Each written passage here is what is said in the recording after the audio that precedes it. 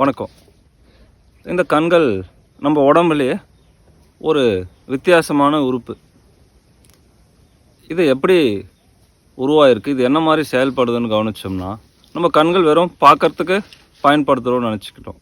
ஆனால் இந்த கண்கள் வெறும் பார்க்கறதுக்கு மட்டும் இல்லை, அதை தாண்டி அதில் பல விஷயங்கள் நடக்குது.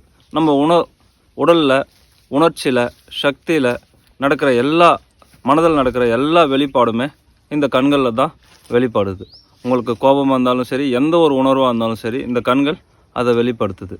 இந்த கண்கள் இதை வெளிப்படுத்தும் போது நம்மளோட உடலில் இருக்கிற சக்தியும் வெளியேறுது. இதே போல் இந்த கண்களை வேற ஒரு குறிப்பிட்ட விதமாக நம்ம பயன்படுத்தணும்னா, வெளியில் இருக்கிற சக்தியை உள்நோக்கி இழுக்கிறதுக்கும் இது பயனுள்ளதாக இருக்குது. இது சக்தியை வெளியே எடுக்குது, உள்ளே இழுக்குது.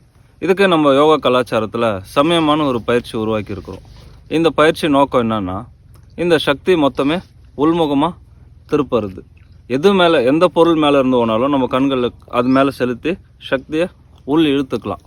பெரும்பாலும் மக்கள் என்ன பண்ணுறாங்கன்னா, சக்தியை வெளிநோக்கி பயன்படுத்துறத கற்று வச்சிருக்கிறாங்க. இந்த கோபம், பொறாமை இதெல்லாம் பண்ணும்போது சக்தி வெளிநோக்கி போகுது. இப்படி வெளிநோக்கி போகும்போது அது இன்னொருத்தர் மேலே பட்டு அவருக்கு கண் திருஷ்டி, இதுதான் கண் திருஷ்டின்னு சொல்கிறோம். இது அவருக்கும் பாதிப்பு, இவருக்கும் பாதிப்பு. சக்தியை உள்நோக்கி திருப்பணும்னா இது அற்புதமாக வேலை செய்யும். அதனால் இந்த ஆன்மீக கலாச்சாரத்தில் எப்போவுமே கண் மூடி இருக்கணும். கோயிலுக்கு போனால் கண் மூடி உட்காந்துக்கணும்.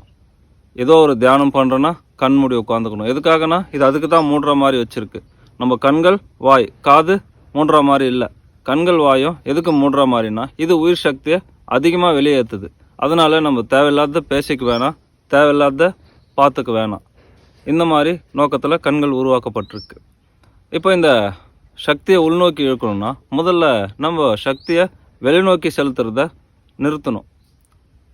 எந்த மாதிரி உணர்வுகள் நம்மளுக்குள்ளே ஏற்படுது, கோபம், பயம், வெறுப்பு, இது எல்லாத்தையுமே கண்கள்லேருந்து நிறுத்தும்போது தானாகவே இது உள்நோக்கி இழுக்க ஆரம்பிக்கும். அதனால தான் இந்த சமயமா பயிற்சியை முதல் நிலையில் கற்றுக் கொடுக்கறதில்ல, கடைசி நிலையில் கற்றுக் கொடுக்குறோம்.